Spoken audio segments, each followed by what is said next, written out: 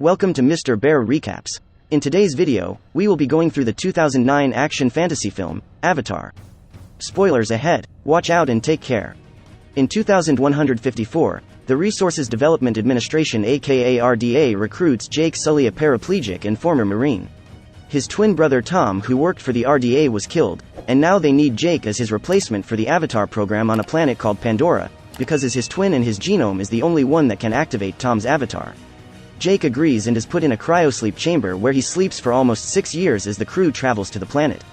When Jake arrives, he meets the head and team of the Avatar program, Dr. Grace Augustine and Dr. Norm Spellman, who was also a friend of Tom. He learns that Pandora's atmosphere is poisonous to humans and its land is ruled by a species called the Na'vi, 10-foot-tall blue-skinned humanoids. The Na'vi worship the Mother Nature goddess Awa. In order to explore the land, humans temporarily transfer their consciousness to avatars. A human-Na'vi hybrid that humans have created, and can only be activated by its own biological owner. Jake and Norm enter their avatar bodies for the first time, and Jake feels ecstatic to be able to walk and run for the first time in years. He then meets Trudy, a combat pilot assigned to the Avatar team, who introduces him to the Colonel Miles Quaritch. Colonel Quaritch comes up with a deal for Jake. He will join the Avatar team on their expeditions, but he will report everything he knows about the Na'vi and their home tree, which is sitting on the largest supply of unobtainium in Pandora. The RDA is mining this mineral to take back and sell on Earth. In turn, the Colonel will make sure that the company funds the replacement for Jake's legs. Jake agrees. He joins Grace and Norm as their escort on their research expedition. While the scientists search for samples, a vicious beast called the Thanator attacks Jake, tearing him away from the group. He barely escapes with his life, and is soon left in a jungle struggling to survive, until a female Na'vi named Neytiri saves him. Neytiri feels a strong attraction to Jake's brave heart, but thinks he is too stupid and naive. Seeds from the spirit tree land on Jake, and Neytiri takes this as a sign to take him to her clan, the Omaticaya. He is met with hostility, especially from Suti, the heir to the chieftainship and Neytiri's fiancé. Jake meets the clan's chief and priestess Itukan and Moa, who also happen to be Neytiri's parents. After much deliberation, Moa decides to take in Jake and have Neytiri teach him their ways of life. Jake settles in for the night with the clan, and he is instantly brought back to the Avatar Stimulator. He reports everything he's learned to Grace as well as to Colonel Quaritch. The Colonel gives Jake 3 months to convince the Navy to move, or else they will be bombing their home tree. Grace grows suspicious of Jake's dealings with the Colonel, so she transfers the team to a remote outpost at the floating mountains of Pandora. Over the next 3 months, Neytiri teaches Jake the ways of the Na'vi. She tells Jake that once he is ready, he will have to choose his own Ikran, a winged beast the Na'vis used to hunt, and he will finally become a warrior. Jake learns to track and hunt the wildlife and also begins to understand the spiritual connection between all the beings in Pandora. Soon enough, Jake grows sympathetic with the Na'vi, and starts falling in love with Neytiri. Once he gets his first clean kill, Neytiri, Suti and other Na'vi go to the floating mountains to get their own Ikran. They reach the Ikran's nest, and Suti orders Jake to choose first. In order to choose one, the Ikran must choose him first by trying to kill him. He manages to take down one of the beasts and bonds with it through the nerve endings on his hair. Neytiri pushes them off the cliff, forcing Jake to fly with his Ikran to solidify the bond. As they're flying their Ikran, Jake and Neytiri face an almost ill-fated encounter with the Torik, a mighty dragon-like beast that the Na'vis fear and worship. Only 5 Na'vis in history have been able to tame and ride the Torik, including Neytiri's great-grandfather. The 3 months come to an end, and the team goes back to the facility. Colonel Quaritch gives Jake the ultimatum, but he asks the Colonel for an extension just until his final ceremony is over, and then he becomes one of them, and he can convince them to relocate. The day of the ceremony arrives, and Jake is finally accepted into the Omaticaya clan. Now that he is one of them, Neytiri takes Jake into the Tree of Souls. The Tree of Souls is one of the Na'vi's most sacred places, where the memories of their ancestors are stored. They can access these memories by tying their nerve endings to the fibers of the tree. It is also one of the places with the most unobtainium deposits. Neytiri tells Jake that he can now choose a wife. He then proposes to Neytiri, who happily accepts. Under the Tree of Souls, the two kiss and connect their nerve endings, binding themselves to each other for the rest of their lives in the eyes of their goddess Awa. As morning breaks, Neytiri is awakened by the sounds of a large machine. A bulldozer has come from the RDA, tearing up the Tree of Souls. Neytiri tries to wake Jake, but he is currently out of the stimulation and remains unconscious. By the time Jake wakes up, he sees a frantic Neytiri dragging him away. He signals the bulldozer to stop, but it continues on plowing. He then climbs the machine and starts destroying the cameras, but the crew starts shooting at him. They run away with Neytiri sobbing as she watches the machines tore down their sacred place. Meanwhile, the RDA catches the footage of Jake destroying the cameras and is able to identify him. Jake and Neytiri make it back to the home tree where he tries to persuade Itukan to relocate for the safety of the clan. Suti attacks Jake, accusing him of mating with his betrothed. Neytiri admits to this and says it cannot be undone as they are now bonded before Awa. At their outpost, Norm tries to stop the soldiers as they pull Jake and Grace from the simulators, but it's too late. Jake takes the opportunity to state his final plea, but he and Grace faint before he can say anything. They are brought back to the facility and Jake's true allegiance is revealed through a video log stating that the Navis will never give up their home. Colonel Quaritch decides to pull the plug and bomb the Navis away from the home tree.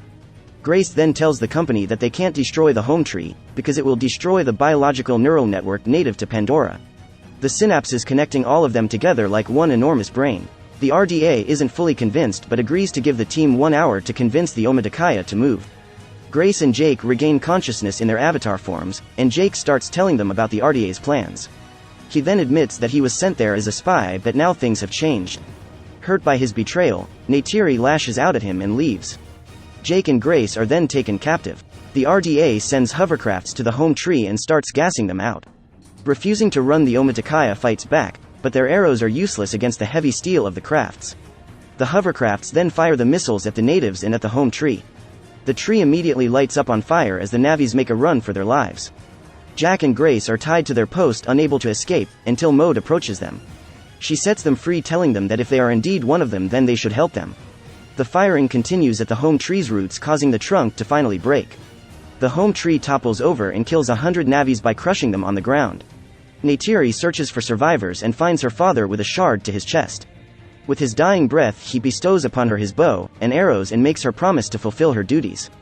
Jake finds her in the rubble, but Neytiri pushes him away, telling him to never come back. Back at the facility, Jake and Grace are taken out of the simulation once again and are arrested while Jake's avatar body collapses among the debris. As the Avatar team lay in their cell, Trudy busts them out. They hijack one of the helicopters and escape. Unluckily, Grace takes a hit to the stomach. Jake patches her up as they make it back to their original outpost. They relocated higher up the mountains where the RDA can't get to it easily. Jake gets back into simulation and formulates a plan. Once he's back in his avatar form, he calls out his Ikran. Jake knows that there's only one way the Omadakaya will listen to him. Together they hunt down the Taurik. With nowhere else left to go, the Omadakaya are forced to take refuge at the last remaining Tree of Souls. As they wait for an answer to their prayers, they hear a strong gust of wind behind them and gasp in horror as they see the Taurik flying towards them. It lands on the ground and Neytiri is shocked to see that Jake has managed to tame the mighty beast. This feat gains the awe and respect of the Navi. Jake asks Suti to join him in the fight against the humans and he agrees. Jake then brings Grace to the Navi, asking them to save her life. He takes her human body to the Tree of Souls together with her avatar body, and the clan performs a ritual to try and transfer Grace's consciousness into her avatar form. But it was too late. Grace's wound was too deep and she died before the ritual was over. But Jake knows that the battle is far from over. Together with Suti, they rally up the Omadakaya and they then travel to neighboring clans, gathering Navis from the plains, seas and mountains, to join them in the battle for their homes. By the end of the day, they manage to gather over 2,000 Navis at the Tree of Souls. Through intel, Jake learns the RDA's plans to bomb the Tree of Souls. He then forms a plan to lure them through the floating mountains and then attack them there even before they reach the sacred place. Jake prays to Iowa at the Tree of Souls for guidance. As morning breaks, the RDA launches the hovercrafts along with the bombs. The Navi clans wait for them among the floating mountains. Not long after, the clans from the plains take action in charge of the machine suit surveying the grounds. The Navis take the first fire, flying around the hovercrafts and shooting them down with their arrows. They manage to take down a few helicopters, but the company's armory is too strong. They launch fires at the Navis with their guns, taking down quite a number of them. Colonel Quaritch spots Jake on the Taurik and starts firing at him. Jake escapes the line of fire, luring the Colonel's hovercraft deeper into the mountains. Suddenly, Trudy and her helicopter intervenes. She shoots fire at the Colonel, allowing Jake to escape. Meanwhile, Neytiri's icon is taken down and she lands on the ground, witnessing the devastation that the humans have caused. Suti launches a heroic act at the main hovercraft, taking away a number of men unloading the bombs before he is gunned down, and falls back to the ground. The Navis are overwhelmed as they retreat deeper into the forest. Suddenly, the hovercrafts pick up a different movement. In a matter of seconds, various Pandorian wildlife come charging at the machines as the Ikran overtakes the skies, taking down the remaining crafts. Neytiri interprets this as a sign of help from Awa.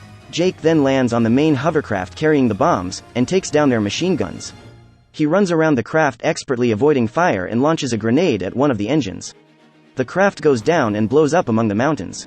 He launches several more grenades at the Colonel's craft, one but Korich manages to escape using a mechanical suit. The grenades blow up and Jake is tossed back into the sky, and lands back to the ground. The Colonel survives the blow and starts hunting down the outpost.